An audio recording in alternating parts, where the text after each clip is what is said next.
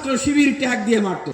বাংলাদেশের বিশ্ববিদ্যালয় কলেজগুলোতে যখন এই ছাত্রলীগ সাধারণ শিক্ষার্থীদেরকে ছাত্র শিবির ট্যাগ দিয়ে মারত এবং ছাত্র শিবিরের ভাইদেরকেও বিভিন্ন হল থেকে তারা পিটিয়ে মেরে রক্তাক্ত করে থানায় দিয়ে আসতো, তখন প্রতিবাদের ভাষা জাগিয়ে রেখেছিলাম আমরা।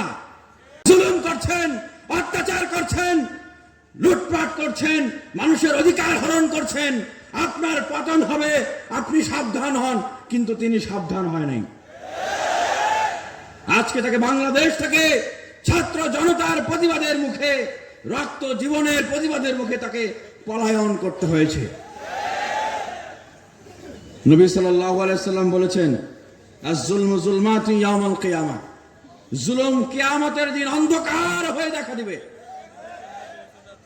সেই সুদূর কিয়ামত তো অনেক পরের কথা, ইহকালে এখন এই জালেমরা তাদের চোখে সরিষা ফুল দেখছে।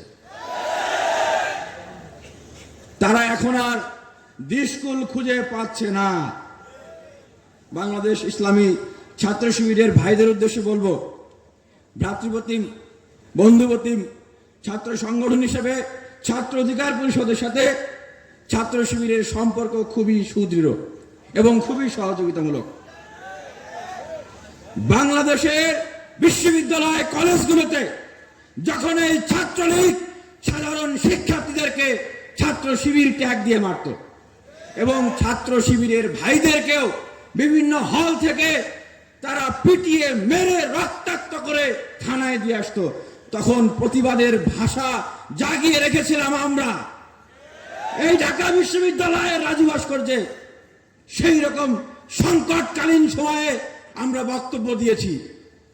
একজন শিক্ষার্থী তিনি কোন দল করবেন, মত করবেন, সেটা বিষয় না। ছাত্র শিবিররা কি বিশ্ববিদ্যালয়ের ছাত্র নয়? তারা কি মানুষ নয়? তাদের কি মানবিক অধিকার নয়? সেই বক্তব্য আমরা দিয়েছি।